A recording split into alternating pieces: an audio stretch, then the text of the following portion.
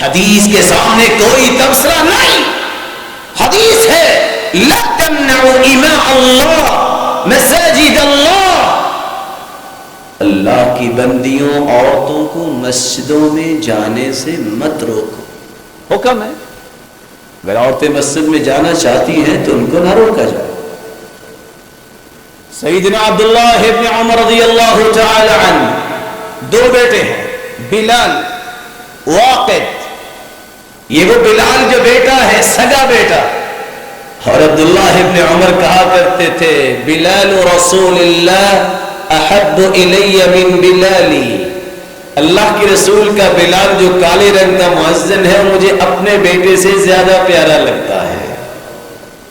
یہ ایمانی محبت ہے, یہ وجدانی محبت ہے, عاطفی نہیں. عاطفی تو خون کی محبت ہے, ہر شخص کو اپنی اولاد پیاری لگتی.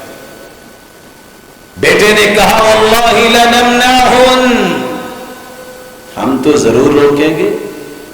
کیوں روکیں گے؟ لیتخذنہ داخلہ, یہ مسجدوں میں آ کے فتنہ نہ پھیلائیں. ایک لمحے کے لیے رکیے. صحابی کے بیٹے سے بڑھ کے نیت کس کی خالص ہو سکتی ہے؟ صحابی کا بیٹا. اور گفتگو کیا ہے؟ حدیث. چونکہ اس قابل ہے تو اس پہ بات کرنا ہی جرم ہے, تو ایک کریٹیکل پیش کرنا ہی ایمان سے فارغ ہونے کے مترادف ہے.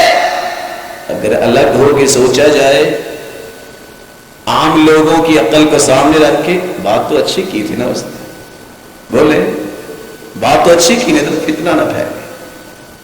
لیکن سیدنا عبداللہ بن عمر جب بیٹے کی زبان سے یہ بات سنتے ہیں, تبصرہ محمد عربی کی بات کے بعد کیا ہے تم نے, ہاتھ اٹھایا.